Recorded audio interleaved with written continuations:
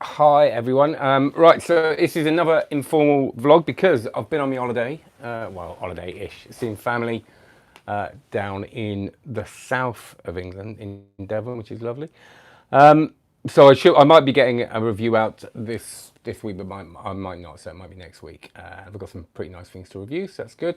But I've decided to answer some comments and questions. I've started getting emails from people, which is really nice, and I do try to answer all the comments. Which is great, but sometimes I miss a few, so I'm going to try and emails, of course, try and answer them here. So the question I got off a couple of people is this about performing socially, and in like when you're out with friends, and as a professional performer, is that okay? And some people seem to be a bit confused whether it is okay or not, because I've actually read some books that sort of say it, sort of look down on it and sneer at it. And I've heard a lot of magicians sneer at the idea of sort of going out socially tooled up, as I say, with magic on them, and whether it's okay or whether it's too pushy. And for me, it's the first thing. I think there's way too many shoulds and shouldn'ts in magic. I think that there's a lot of people sort of sitting there holding court, giving their opinion, but in a very strong way, and saying to people, you shouldn't do this, and this is wrong, and that's wrong. Every case is different, and every individual is different. And my opinion is that, do what makes you happy, but with a respect for the other people you're with. And I'm not, I know that sounds obvious. So you've got two sides of it. You've got the, God, it's so hot in here. You've got the kind of nice thing that you're out and about and someone respectfully says, "Oh, I heard you're a magician. I don't suppose you'd show me a trick," and that's kind of a nice thing. And you can always say no. And then you've got the other side of that is someone kind of expecting it and demanding it, and kind of I've had it before where I've been invited to a wedding of people I didn't really know, who was sort of that may know the person that I'm with. And straight away I've gone in and go, "You're a magician, do us a trick," yeah. And I've also been asked on one occasion in a christening to work the tables as a guest. As a guest, it's like, "Can you do the tables?" Which I thought was amazing. I declined, but so there's two sides of it. So again, looking at that straight away, you're saying, well, straight away there's two different situations there. Should you or shouldn't you? And again, complete personal preference.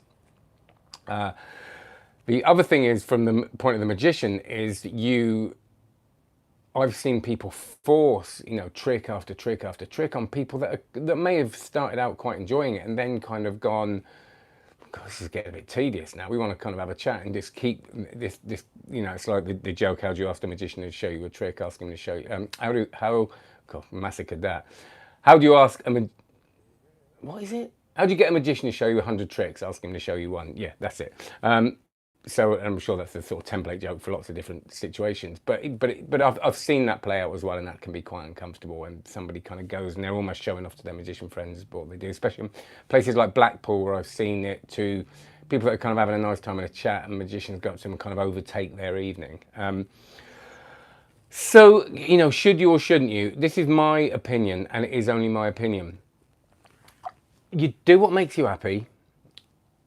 Don't piss people off and get in their way and make it all about you. If someone asks me to do a trick and they do it respectfully, and I kind of want to do a trick, I might do it. I'll do a little something for them, and that makes me. And that's kind of why I got into magic, really, to show people stuff that makes them happy and gives them an experience. And at this age, it's kind of less about me.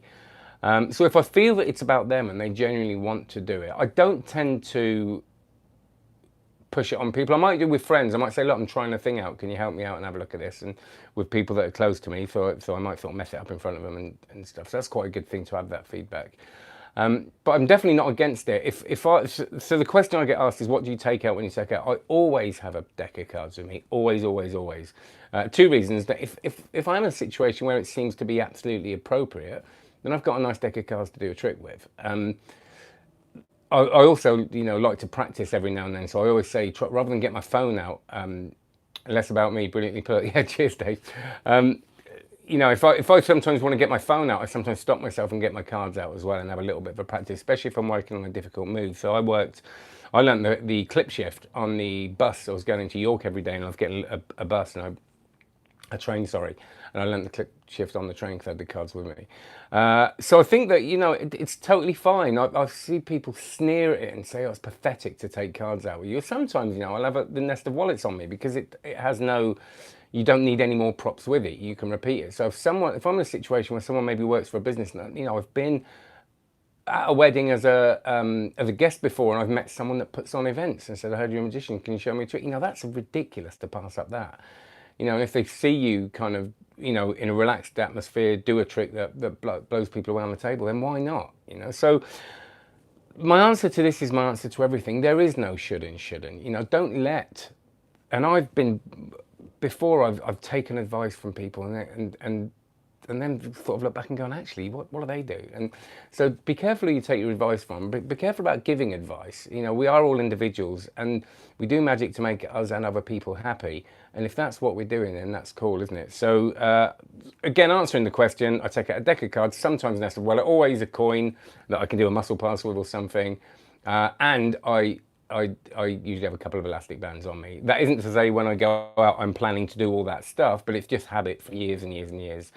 That if it feels right and natural and lovely and joyous, then why not? Why do we not do that? If you watch the Bill Malone On the Loose, the 4 greatest DVDs I think that you can ever get.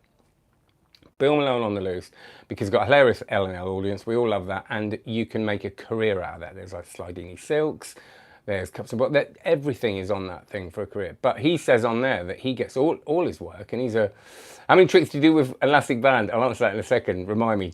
Comment again if I forget to answer. But he says he gets all his work from going into a bar, doing a trick, and then people start talking. You know, it's a great thing to be able to do. So don't let anybody tell you it's nonsense. How many tricks do I do with elastic bands? You know, I got that touch, that Hansen Chen touch. I wanted to learn those. I do one. You know, I do one trick. I do Crazy Man's handcuffs. I've seen some beautiful stuff with elastic bands. That stairway trick I like as well. I never really learnt it and I once learnt a ring and band thing, but I always just go back to Crazy Man's handcuffs, and people just adore that trick. I don't know what it is about the trick. People just cannot get enough of that trick. They want to see it again and again and again. I don't see it again, but I repeat it like in the Michael Amar thing. But the Crazy Man's handcuffs is just a joyous piece of magic, and there are some beautiful routines with elastic bands, but I have yet to find ones that have hit so well. I once did I learned on the Hansen Chen DVD, there's one where the elastic band goes from your wrist to their wrist. It's a really cool thing, and I once did that in a very high pressure situation, and it didn't work. And when that trick doesn't work, like, it's the most pathetic thing. It just looks like you've got elastic band wrapped around your fingers at the end of the trick. And that was when I did a little bit, name dropping now, I did a little bit with Arctic Monkeys, and I did that trick in front of everybody, and it was horrific. So I went back to Crazy Man's handcuffs and redeemed myself. And of course, they all talked about the Crazy Man's handcuffs. So that is the only trick I do with that. So yeah, so a bit of a rambly vlog, but I think it's an important conversation actually, and I'd love to hear your comments on it. It's very hot, so very few people. So I do that one and love it. Yeah, Joseph, it's a great trick, man. There's a reason why it's in that Michael Amar book. I think it's the classic renditions. Is a chapter, or is that the DVD? But you know, that's in one of those tricks he sees as kind of a killer, and it very much is. So there you go. So thanks for the few people that watch this. It's very hot, so if you're stuck inside like me, well done. But have a great one. Any questions, comments, any stuff you'd like me... Oh, the one that goes from your wrist to theirs. Yes, it is a great trick. It's a great trick, and I do it every now and then. It helps if you've got elastic band. I've got them. I've always got them on me. Not when I'm actually with a suit on, well, rarely, but it's good when you've got a few around your wrist already, isn't it? Because it looks, but I think it is a great trick, and it scared me that time it went wrong. I don't do it very often, but it is brilliant. So thanks everybody. Yeah, and I'll do another one of these if required, if I get asked questions again.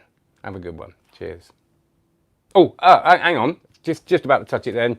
Couple of things.